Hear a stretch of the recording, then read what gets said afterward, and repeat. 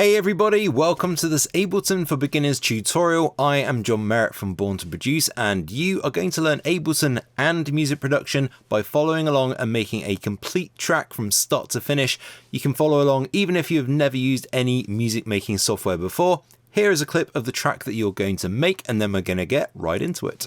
We forgot where we're from. We are the children of the stars. We are children of the stars. We are children of the stars. So this is going to be loads of fun, and the first 4 lessons are completely free and enough to get you started making music in Ableton.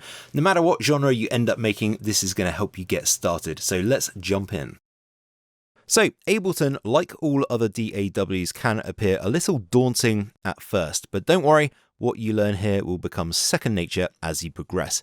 Now, I want to get making a beat right away, but it's very important you understand that Ableton has 2 workspaces. It has live mode, which is what you see when you first load it up, and it has arrangement mode, which you get to by either clicking up here, or you can hit the tab key on your keyboard to switch between the 2. Now, we will cover live mode later in the tutorial and how to record with your MIDI keyboard or controller if you have one, but the arranger mode is where we will start building our track, as it's really the simplest way to start making music in Ableton.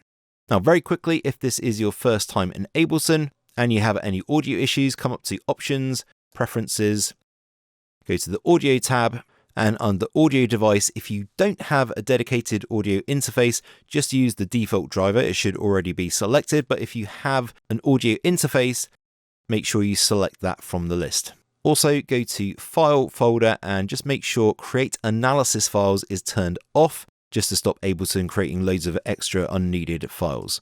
So let's get some audio into our project, and generally speaking, I always start with the kick drum just to get the beat going, and then I'll build the rest of the track on top, so it kind of acts like the foundation of our track.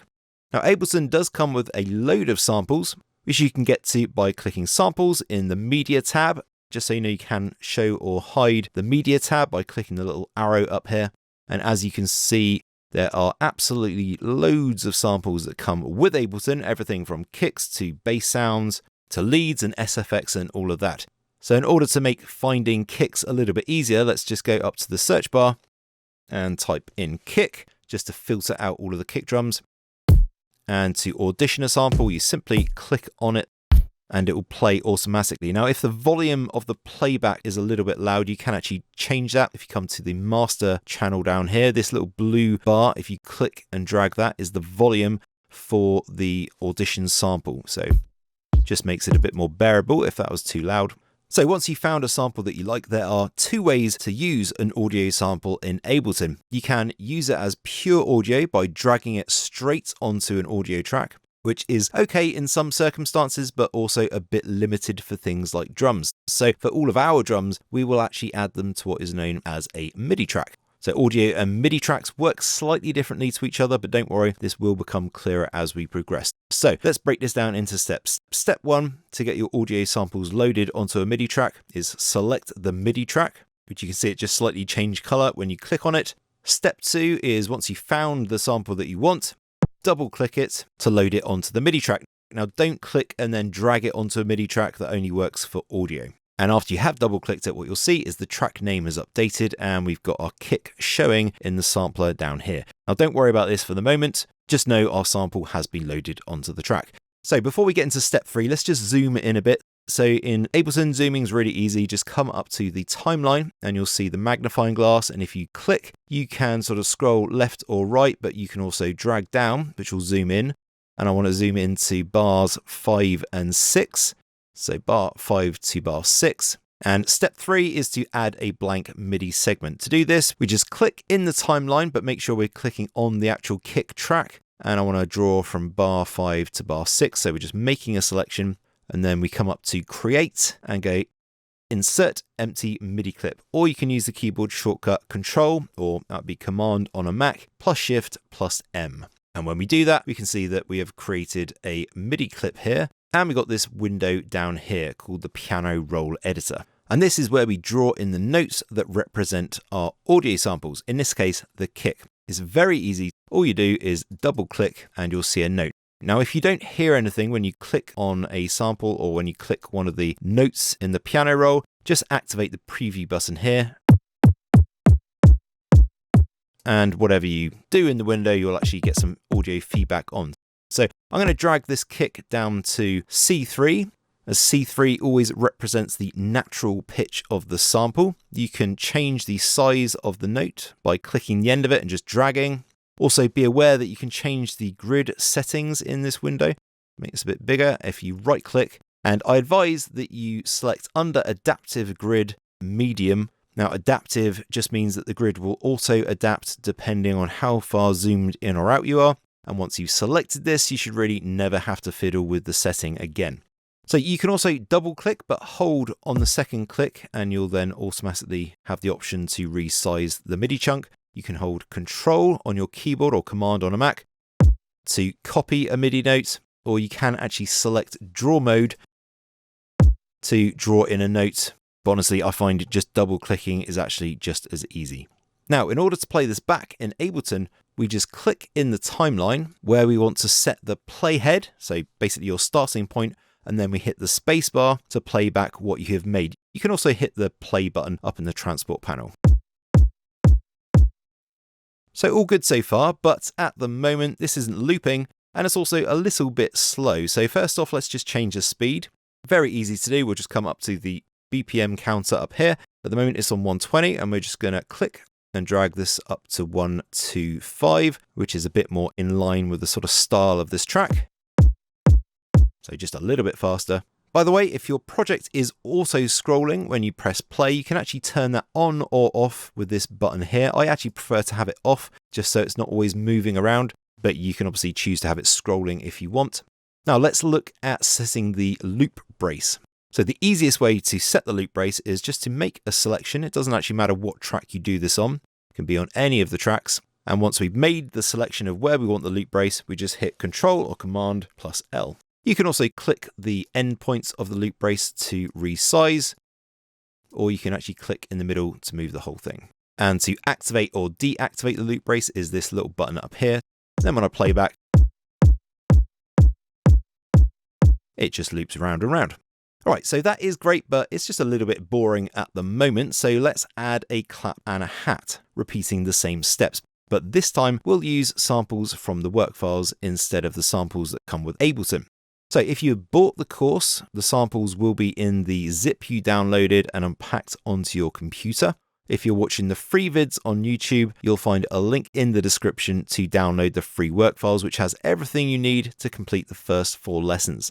So in order to see those samples in Ableton, we need to come over to the Media tab. We need to come down and go to Add Folder, navigate to wherever you downloaded and unpacked them, go into it, go into the work files, and then you want to select Children of the Stars Audio, and then click Select Folder.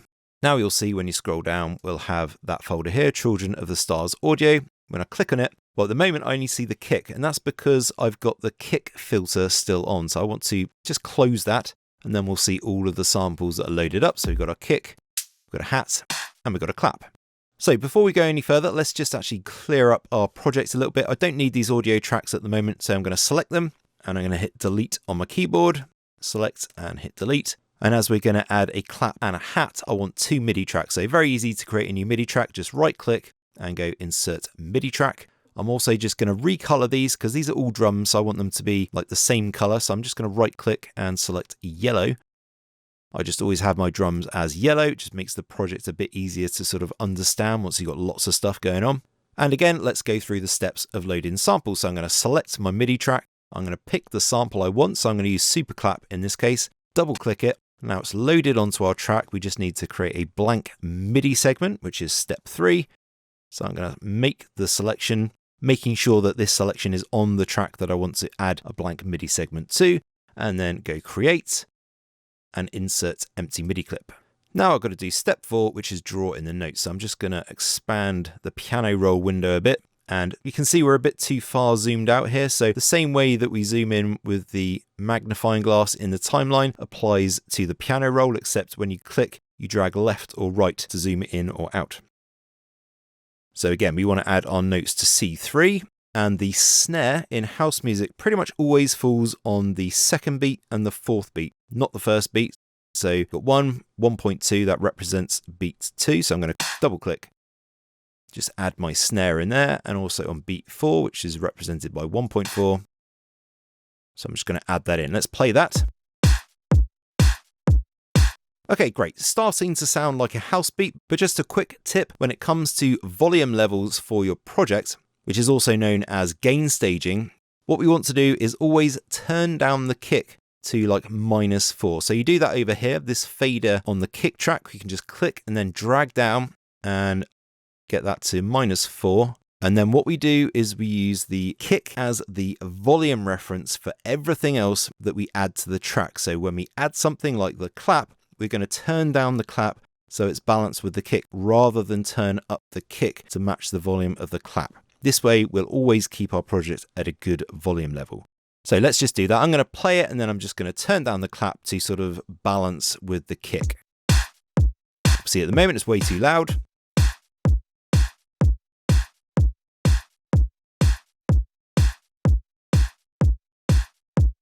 So something like that is fine for now. We'll obviously be making lots of changes to volume and stuff as we go through the course, but we're just getting it somewhere in the ballpark.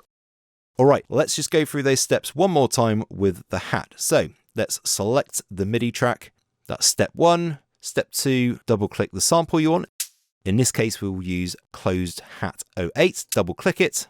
Step 3, draw in the selection, and then we can create a blank MIDI segment, or hit Control or Command on a Mac, plus Shift plus M to create the blank MIDI segment. And step 4, draw in the notes. So again, let's just zoom in a bit here to C3.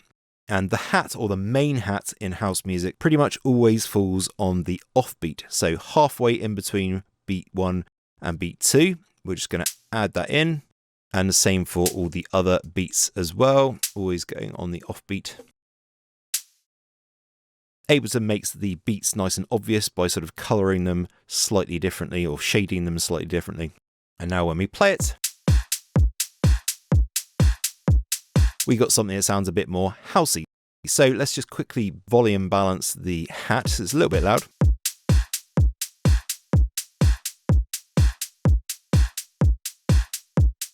So somewhere in the ballpark there is absolutely fine. And the very last thing that I want to do is just show you that it's really easy to replace a sample if you want to change something in Ableton. In this case, we're going to replace the current kick with the one from the work files. In order to do this, we just need to double click on the kick channel and we'll see that our sampler has popped up. And all we have to do to replace it, and we can even do this while it's playing if we want to, find the new sample and then click and drag it onto the sampler window, let go, and we can see that we've got our new kick in there.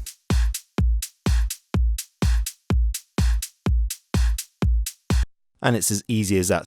So you can literally just click and drag, and just try lots of different samples while your track is playing to audition them and see how they fit in your mix. All right, that's it for this lesson. In the next lesson, we are actually going to look at making a chord progression. Don't forget to save your project, and I look forward to seeing you in the next lesson.